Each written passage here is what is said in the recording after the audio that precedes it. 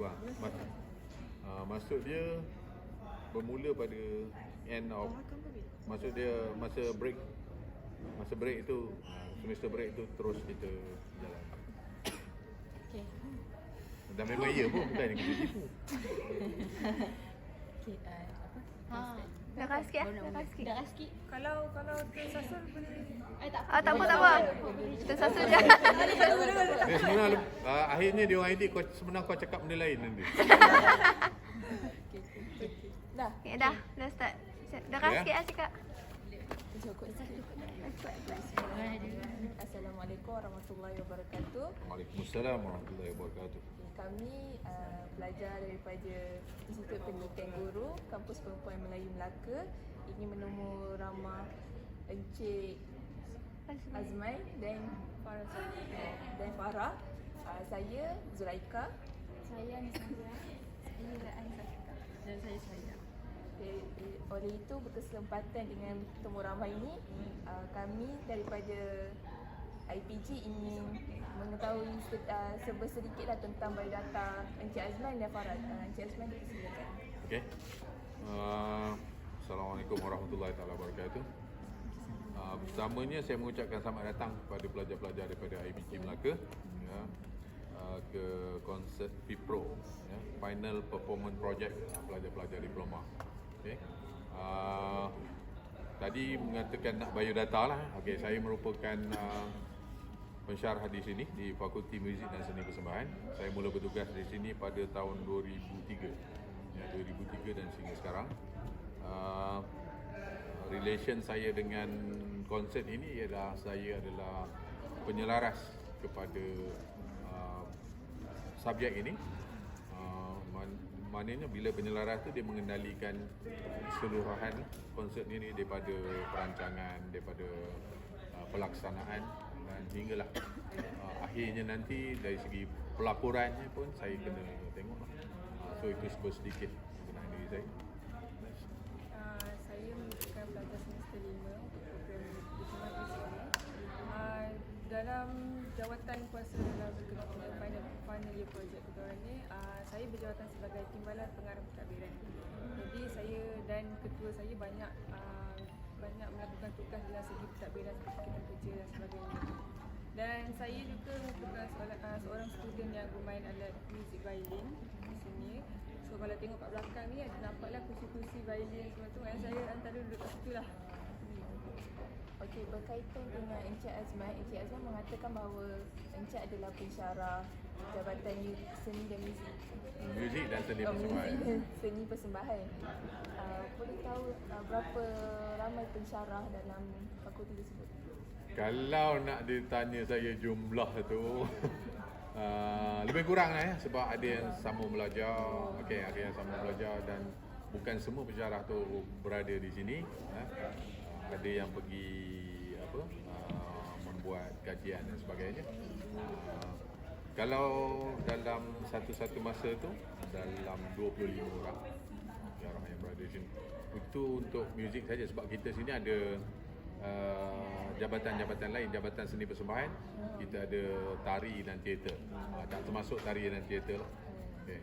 Dan pensyarah daripada Fakulti Muzik ni juga terdiri daripada pensyarah-pensyarah antarabangsa, ya, antaranya daripada Australia, daripada Spain, Spanyol, dari Ukraine, ya. So agak ramai kalau di Fakulti Muzik ni agak ramai pensyarah-pensyarah daripada luar negara. Terima kasih atas perkenalan diri daripada Encik dan Farah. Hari itu kita teruskan dengan soalan temu ramah kita pada hari ini. Berdasarkan pengalaman Encik dan Farah sendiri, berapa lama tempoh masa yang diambil untuk hasilkan konsert ini? Yang tu saya serah pada Farah dulu untuk menjawab. Okey, preparation kita orang untuk final year project ni daripada cuti lesen sehingga hari Ya, boleh kat tak? Boleh kat. Dah je. Ni, pergi kat belakang tu beritahu dekat depan ni ada interview. Cepat sikit. Ya. Yang tu nanti kau potong je lah. Cepat. Bukan Dia orang tengah warm up. Okey, sambung balik. Farah. Soalan sebalik. Berapa lama tempoh masa yang diambil untuk menghasilkan konsep ini? Okay, untuk kita orang buat preparation untuk final year project ni, kita orang start preparation kita orang pada last sem waktu cuti. So around 4 months lah kalau bukan sekarang sampai ke hari ni. No, 4 ke 5 bulan. Kalau boleh saya tambah, subjek ini dia orang ambil pada semester ini.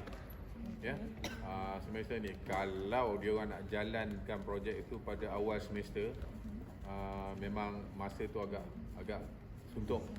Jadi oleh itu kita telah menetapkan bahawa memang kita tahu maksud di semester lepas, kita dah tahu semester akan datang pelajar ni akan ambil subjek ni. So kita dah buat preparation awal-awal dengan memberitahu pelajar bahawa waktu cuti semester tu, sebahagian daripada cuti semester tu akan digunakan untuk diorang merancang tentang konsep ni daripada awal, dan tujuannya kita gunakan waktu cuti tu supaya masa tu dia tak ada bebanan lain. Dia nak fikir tentang dia ambil khusus lain ataupun dia terpaksa buat assignment dan sebagainya. Jadi waktu cuti tu betul-betul waktu dia orang free, dan waktu itulah yang paling sesuai untuk dia orang merancang, ya. Okay, kan berkaitan dengan konsep ini, adakah konsep ini dia adakan setiap tahun secara besar-besaran seperti ini? Okey, saya juga menjawab. Intake untuk diploma ni, memang dia setahun sekali intake ni. Jadi bila setahun sekali bermaksud dia bila dia masuk ke final year ataupun tahun akhir, dia orang akan ambil subjek ini, ya. Projek persembahan akhir. Yang mana bila projek persembahan akhir ni dia dikenaki mengelolakan satu projek, contohnya dalam bentuk konsert macam ni lah. Bermaksud begitu, kalau setahun ada satu intake, maksud dia setiap tahun lah akan ada. Okay. Seperti mana kita tahu bahawa konsert ni nampak memang besar, dibuat secara besar-besaran. Berapakah dana yang diperuntukkan untuk menyediakan konsert ini? Okey, saya serahkan kepada Farah dulu untuk menjawab. Okay, kita orang total ahli final project kita orang ni around 73% people. So setiap orang dia macam ada yuran. Yuran dia semua orang akan bayar lebih kurang dalam 300 orang.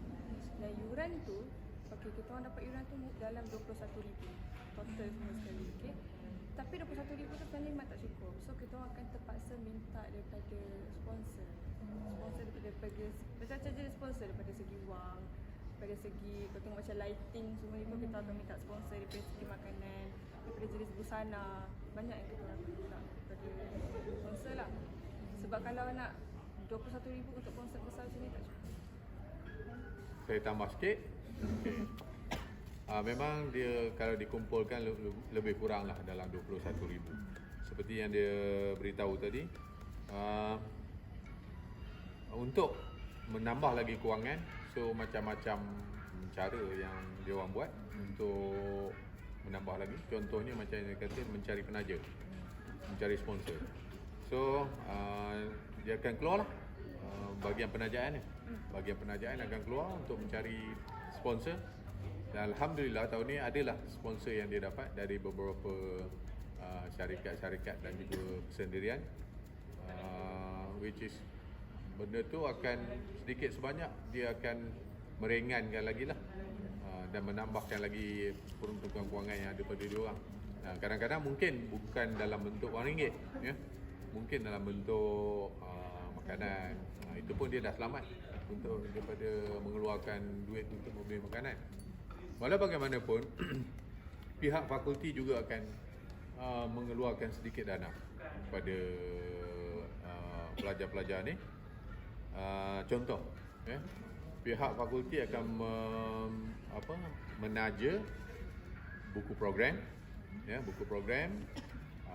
Contoh yang lain, dia akan menaja promosi seperti banting, banner, ya. Yang lain dan juga dia akan menaja makan untuk VIP. ya. Jadi bila itu jumlahnya pun memakan kos dalam dekat 5,000 juga. Jadi maksud dia dah selamat dalam 5,000 untuk kos-kos yang macam tu. Yang benda tu yang memang dia orang kena ada. Contoh banting, banner kan, buku program semua dia orang kena ada. Jadi secara tak langsung di situ dia pun dah save juga lah dalam 5,000. Seterusnya kita balik ke soalan yang ketiga. Repertoire apakah yang pemuzik mainkan sepanjang konsert ini dijalankan? Okay. Silakan. Okay, kalau nak kata repertoire tu jenis macam jenis repertoire yang kita main. Contohnya kita ada full orchestra, kita ada big band, kita ada juga masukan tradisional, and ada juga lagu-lagu pop, lagu-lagu rock, lagu-lagu 70s kita akan main sebab kita ikutkan pada tema kita orang. Ya, combination pelbagai repertoire. Yes. Seterusnya konsert ni, kita tahu konsert ni konsert besar-besaran kan. Jadi kita nak tahu berapa ramai ahli yang terlibat bagi menjayakan konsert ni. Seperti yang saya kata tadi, ahli tu kita orang ada selama 70 orang. Semua yang akan terlibat lah. Semua akan terlibat. Okey, saya pula tambah lagi. Di samping ahli-ahli tu, kita juga melibatkan pelajar junior. Contoh pelajar daripada semester 2, pelajar diploma. Dia biasanya berfungsi sebagai kru. Ya. Maksud kru ni kalau kita rasa dalam 40 orang ni. 40 orang kru yang terdiri daripada pelajar-pelajar junior. So dia membantu dari segi teknikal, dari segi protokolnya dan sebagainya. So nanti kalau bila waktu konsert nanti bila kita boleh nampak peranan-peranan dia, ya. Sebab yang core batch yang terlibat dalam persembahan ni kebanyakannya mereka akan bermain muzik. So dari segi teknikalnya itu akan dibantu oleh pelajar-pelajar daripada semester 2. Kerana di samping kita suruh dia menjadi kru, dia juga merupakan satu pengalaman untuk pengalaman dia untuk konsert mereka nanti. So mereka tahu apa masalah, ya. Sama juga macam dia orang ni dulu. Sewaktu dia orang semester 2, dia orang menjadi kru kepada senior dia yang buat konsert waktu itu. Okay. Soalan seterusnya, untuk konsert malam ni, boleh tak saya tahu apakah tema yang dipilih dan maksud di sebalik tema tersebut? Okay. Okey, tema yang kita pilih adalah Mythical. Kalau ikutkan nama panjang dia adalah Mythical Colours. Kalau kita tahu mythical tu maksudnya mitos. Colour maksudnya colour lah. So dalam kita punya tema ni, kita orang combinekan benda-benda mitos seperti macam kita orang ambil makhluk macam dragon, kita ambil phoenix, kita ambil lion. And then kita orang combinekan dengan warna. So kita orang combinekan dua benda ni jadi satu tema. Kenapa pilih tema ni? Okay, sebab tema ni sebenarnya kita orang sebelum kita orang pilih tema ni, kita orang ada banyak pilih tema yang lain. Tapi kebanyakannya tema yang lain tu orang kata macam biasa, macam klise. So tema yang mythical colours ni, mitos dengan colours ni adalah satu tema yang unik yang tak pernah orang buat lagi. Macam boleh tak orang bayangkan macam mana nak letak dragon atas stage? Boleh tak nak orang bayangkan macam mana nak buat mermaid atas stage dengan ada orkestra?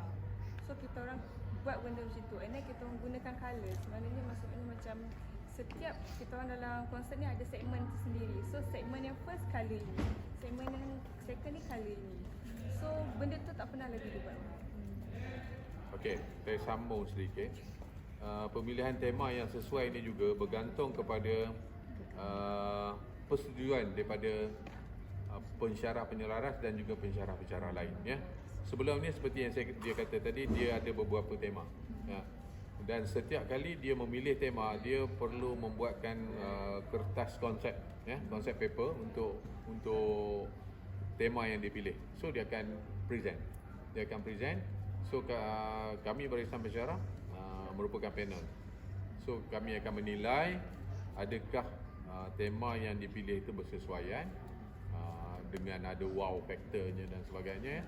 Kalau biasa-biasanya tu maksud dia dia kena cari lagi. Apa benda yang konsep yang yang lain daripada yang lain. Seperti yang saya kata tadi, sebelum-sebelum ni kan memang ada konsert-konsert. Jadi kita tak nak konsert tu benda yang sama. Ya, benda yang sama. Jadi sebab itulah. Dan setelah beberapa kali, saya ingat dalam 4 kali bertukar konsep, barulah dia dapat yang ni. Bila dia dapat tema yang ini, barulah dia membuat proposal yang detail lah tentang semua sekali, dari segi perjalanan, dari segi kewangan dan sebagainya. Macam mana benda tu nak dijalankan, tu dia buat dalam bentuk paperwork yang kita kerja. Okay, kalau tadi kita bincang pasal tema kan. Okey, sekarang ni saya nak tanya bagaimana pemilihan daripada segi lagu pula mainkan pada malam ni. Okay, daripada segi lagu tu memang kita orang akan bincang dulu. Okay, contohnya macam ni nak cakap, pemilihan lagu ni dia, kita orang, macam saya kata tadi, ada segmen-segmen itu sendiri. So kalau contoh, kalau first segment kita orang punya warna adalah warna kuning. So kita orang melipatkan benda-benda, segmen kuning tu ada kena-mengena dengan Garuda. Kita buat Garuda kayu kuning. So kita orang melipatkan lagu-lagu yang ada kena-mengena dengan Garuda sikit. Itu contohnya lagu-lagu daripada Indonesia, lagu yang ada kena-mengena sikit dengan Jawa, macam tu. Maksud dia gitulah, maksud dia perjalanan konsert ni, maksud dia dia kena ada, maksud dia kena ada kisahnya. Ya, tak boleh nak kata tiba-tiba Garuda, apa kena mengena Garuda pula ni, okey. Contoh macam dia cakap tadi lah. Kita nak kaitkan macam mana nak kata nak dengan Garuda tu. Contohnya dia nak cari warna. Jadi warna asas dia kuning, biru, merah contohlah. Contohnya contoh kita ambil satu je. Contoh biru. Biru ni biasanya relate-nya dengan warna-warna laut, kan. So dia akan masukkan unsur-unsur mitos pula, macam mana nak kaitkan dongeng di laut ni. So dia kaitkan dengan duyung. Contoh. So dia maksud dia relate dengan warna biru ni dengan mitos tu. Kemudian lagu tu mesti ada relate pula dengan apa yang biru, apa yang duyung. So macam tu lah. So bukan simply okey biru, duyung, nyanyi. Tak, mesti ada pertalian. Dan kalau itu kan, kalau warna tu kita kaitkan juga dengan emosi. So contoh macam warna biru, soalnya kita dapat tahu dia ketenangan dan kesedihan. So kalau macam segmen biru ni, kita orang pilih lagu yang sedih. Contoh kalau merah, kita tahu dia punya ciri-ciri adalah marah, garang. So kita pilih lagu-lagu yang garang, lagu-lagu rock macam tu. Macam nak tanya maksud kan tadi kata bagi setiap segmen tak? Artinya segmen antara segmen dengan segmen tu dia ada kesinambungan ke? Kesinambungan. Maksudnya macam segmen contoh segmen 1, segmen 2, maksudnya macam dia ada kaitan ke segmen 1 dengan 2? Ada kaitan sebab kita orang ikut jalan cerita kita orang. First warna yang kita orang kena cari warna kuning. Second warna kita orang kena cari warna merah. Dan Dia third kena ada warna- continuity lah. Maksud dia bukan sampai habis segmen merah, habis cerita merah. Tak. Dia akan relate pula dengan kuning misalnya. Akhirnya dia akan relate dengan semua. Dia mesti ada satu jalan cerita, dia bukannya berasingan. Ya. Segmen ni cerita kuning, segmen ni cerita petak. Dia mesti ada dia punya kesinambungan. Okey, seterusnya dari segi latihan pula, bila masa yang dipilih untuk menjalankan latihan dan kalau ada kekangan seperti kelas ke apa kan? Boleh ceritakan sikit tak? Okey, soalnya kalau kelas kita orang yang makan waktu siang yang makan full day kelas. So, waktu kita orang praktis adalah hanya pada waktu malam saja. So, jadual kita orang hari-hari dalam 8.30 malam hingga ke 11 malam. So, kalau macam ada juga kita nak praktis individual kan, sebab sebelum kita join ramai-ramai praktis sendiri. So, kalau praktis sendiri tu kita kena cari masa sendiri untuk praktis. Contoh macam kita tak ada kelas siang tu, praktis sendiri. Kalau macam latihan tu memang khusus untuk kat sini je ke? Boleh buat dekat tempat lain ke? Kalau macam Kita ada bilik kita sendiri. Kita akan tempah setiap malam lah untuk Saya praktis. tambah lagi sikit ya. Biasalah bila dia cakap tu saya tambah. Okey. Apabila dia ini merupakan satu subjek, of course lah dia ada waktu kelas dia. Ya, waktu kelas dia ada 3 jam waktu kelas ni. So 3 jam itu kita gunakan untuk berbincang tentang perjalanan perancangan dan sebagainya. Di samping itu kalau ada lebihan masa itu kita jadikan waktu kelas tu untuk waktu praktis. Okey. Di samping itu juga selain daripada waktu malam, Sabtu, Ahad juga merupakan waktu latih, ya. Waktu latihan. So dia orang akan pilih lah waktu yang sesuai sama ada pagi, petang atau malam, ya. Contoh macam hari Ahad tu, katalah di fakulti ni tak ada orang bekerja. Jadi bilik-bilik tak boleh digunakan, jadi masa itulah untuk dia orang buat sectional pula, dia orang buat sendiri-sendiri latihan individu. Latihan individu dan sebagainya, buat sectional pun dipanggil 2-3 orang kawan-kawan dia. Contoh dia violin, dipanggil 4-5 orang kawan-kawan dia. Dia orang praktis di mana-mana. Dan fakulti ni memang tak pernah sunyi. Dan tak pernah sunyi. Kat tepi-tepi lorong. Dan waktu cuti, waktu cuti juga, contoh ada semester break, bukan mereka tak boleh balik, boleh balik, tapi ada tak sepenuhnya lah. Katalah cuti tu 2 minggu, kita benarkan dia balik 5 hari. So maksud dia yang selebihnya tu dia orang kena datang untuk buat preparation lah. Sebab kalau kita tak buat macam tu, kita takut jadi persediaan dia tu akan tak dapat dijalankan dengan baik. Kiranya dari segi latihan ni memang pensyarah akan jaga jugalah. Okey, sebenarnya pensyarah nak kata jaga sepanjang masa tu tidak. Sebab dia orang ni dah diberi jawatan kuasa. So jawatan kuasa ini bertanggungjawab terhadap apa saja yang diamanahkan. Contohnya pengarah.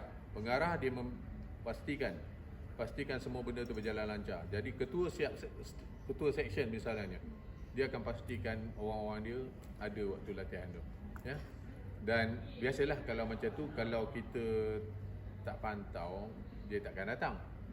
So ada juga kita ambil attendance untuk latihan itu, supaya mereka tahu tanggungjawab mereka untuk datang untuk berlatih.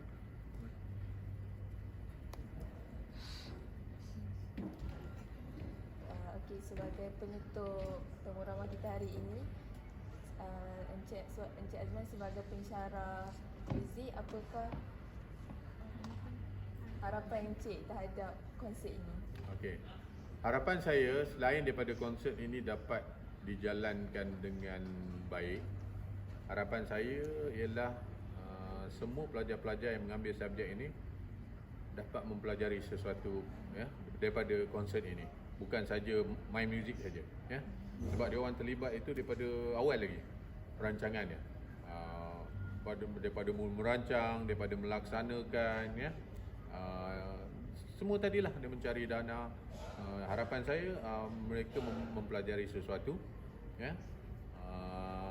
bukan saja daripada segi kerja-kerja macam tu, dia juga dari segi kemahiran insaniah.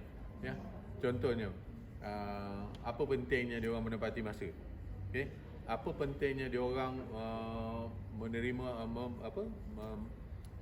apabila menerima arahan, melaksanakannya dengan sebaik mungkin, apa pentingnya bekerjasama dalam kumpulan, dan macam-macam lagi soft skill yang dia orang dapat daripada itu. Harapan saya konsert ini memberi mereka satu pengalaman dan pengajaran yang baik. Saya sebagai ahli final project itu, saya seperti yang Cik Razman cakap, ada benda yang sama. Ketua mengharapkan juga yang benda ni akan jadi satu memori yang sangat yang kita akan ingat lah sampai bila-bila. Sebab preparation ni memang susah, ada je kegangan itu ni. Kadang macam pihak pensyarah tak terima benda ni, so kita kena buat idea baru. Dan ada jugalah macam salah faham antara kami. Tapi itu sebenarnya bagi saya adalah satu memori.